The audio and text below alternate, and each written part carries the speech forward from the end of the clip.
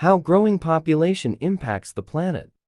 There are currently over 7.6 billion people on Earth, with that number expected to grow to 9.8 billion by 2050.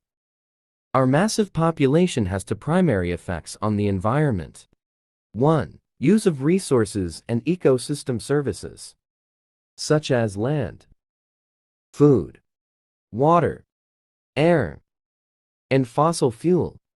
2. Production of waste products as a result of consumption, such as air and water pollutants and greenhouse gases. Since 1960, life expectancy has increased by roughly 20 years. While this is beneficial to individuals and families, it also means that we consume resources and generate garbage at a faster rate.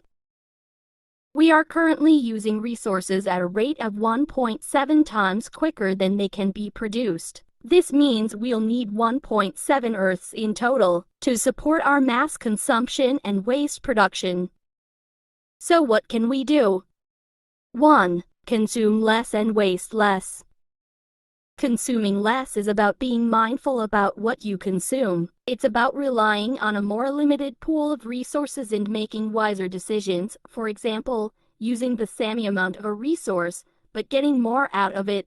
Innovate with technology. One of the most significant ways to contribute to saving the environment is to sustainably generate and use the available energy resources. Some examples of technology-efficient energy solutions are fuel cells, lithium-air batteries, hydrogen energy storage, and thermal energy collectors. Improve education. In today's society, education is the foundation for everything, including the environment. Environmental education teaches people about the current state of the environment and its prospects for the future. It teaches individuals to investigate all environmental issues and engage in intelligent environmental preservation practices. Education teaches students show their decisions and actions influence the environment, as well as the information and skills required to solve complex environmental concerns and solutions to preserve our ecosystem healthy and sustainable in the future. Education can help reduce unsustainable population growth while bringing long-term benefits to every country around the world.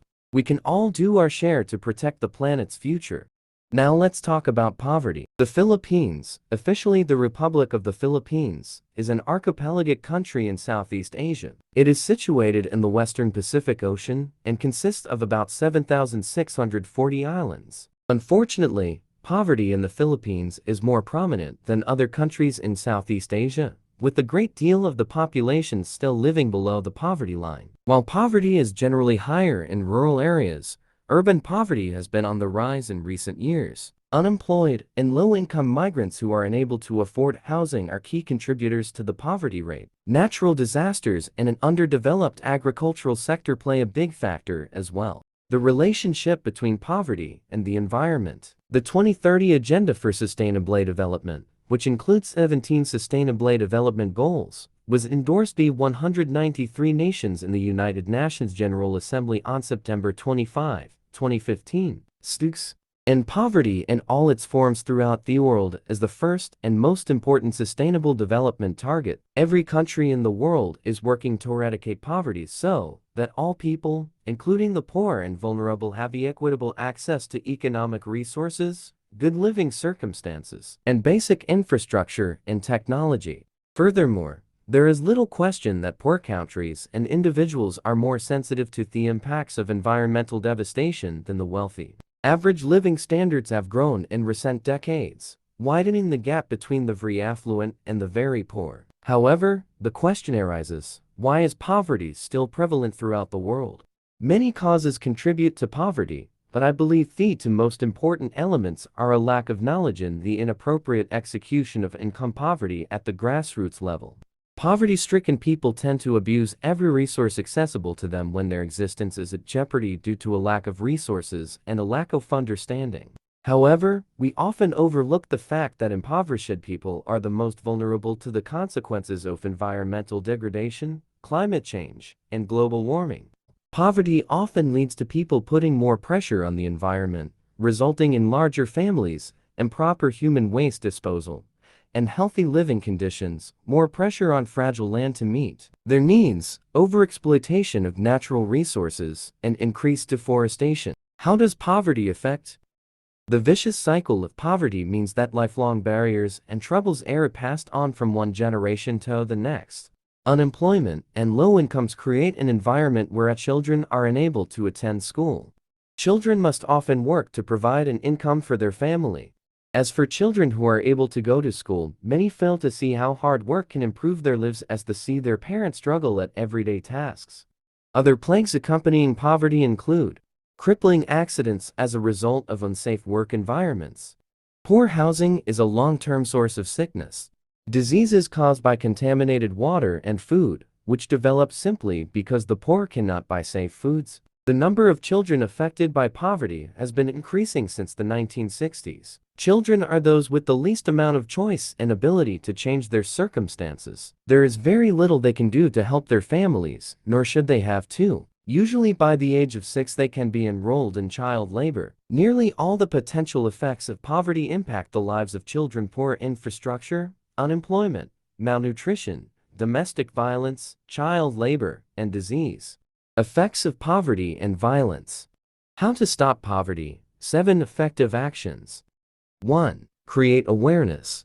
Social media has become an integral part of daily life, and now is the time to use it as a voice of social good. Sharing links on Facebook, Twitter, and other platforms will allow people to learn more about global poverty and will increase the general consciousness of the issue. 2. Take action on your own. There are a few simple ways we can help as individuals, such as funding a poor child's education or by sponsoring a poor family and influencing others to do so. 3. Donate. Donations can help in so many ways. They do not always have to take the form of money. This can include donating books to a poor child or buying groceries for a poor family for a week to help fight hunger. 4. Eliminate gender inequality. With 2/3 of the world's illiterate being female, the ratio of boys and girls should be made equal in primary, secondary, and tertiary education. Girls that attend school are less likely to get married before age 18, thus decreasing child marriage rates by 64% worldwide. 5. Create jobs worldwide. According to the International Labor Organization, 197 million people are without work worldwide. More employment options in a country mean more ways of how to stop poverty. To increase employment, non-literate people can be taught a few skills to make them employable. 6. Increase access to proper sanitation and clean water. Access to clean water and sanitation directly affects health and education. Currently, 800 million people live without access to safe water and 2.5 billion live without adequate sanitation. Lack of clean water spreads diseases like diarrhea and cholera, which take the lives of more than 1 million children each year. 7. Educate everyone.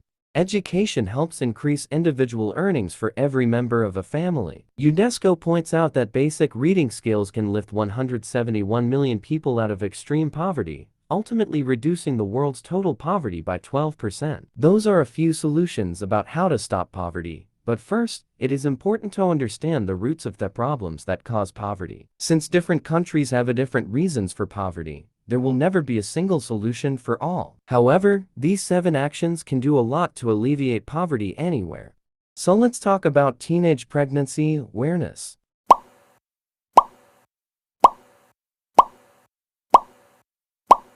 This is how most teenage love stories tell their story, but will this end up with a happy ending? Not for the girls. Most likely the girl will get pregnant at the age of 17. According to the Philippine Statistics Authority, more than 183,000 girls aged 10 to 19 get pregnant each year. The Philippines has one of the world's highest rates of teenage pregnancy. Every hour, 24 infants are born to teen mothers for a daily total of 504. According to Commission on Population and Development, Calabarzon has the highest rate of teenage mom. Most of the teens' moms came from poor families and rural areas. This is not just a matter of poverty, also early menstruation, lack of knowledge about sexuality, and social media. 80% of teenagers have access to social media wherein they discover something that can trigger their curiosity to try those things. In Philippine culture, the topic about sexuality is considered as rudeness, so we never tackle a topic like this inside our home. Some mothers thought they teach this topic inside of school.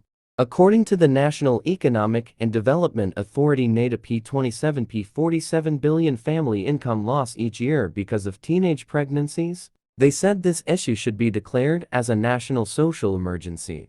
How does poverty affect the issue of teenage pregnancy? 1/3 of the family income is used because of teenage pregnancies, so they end up getting a loan that drives the family into poverty.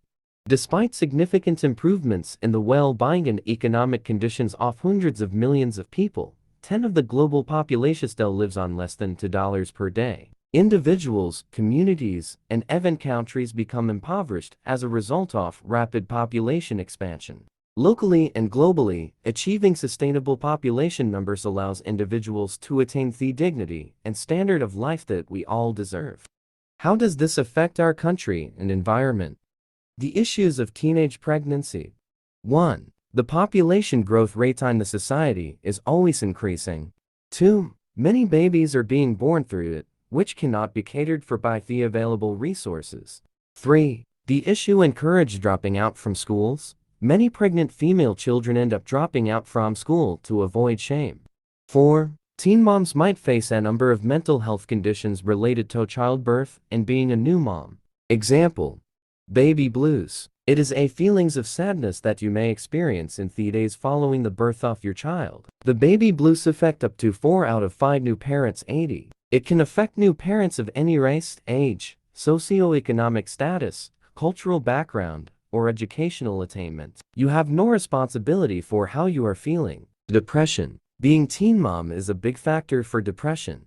How to prevent teenagers to avoid teenage pregnancy. Teenagers need guidance and authority. Comprehensive sexuality education is the curriculum-based approach to teaching and learning about sexuality's cognitive, emotional, physical, and social dimensions.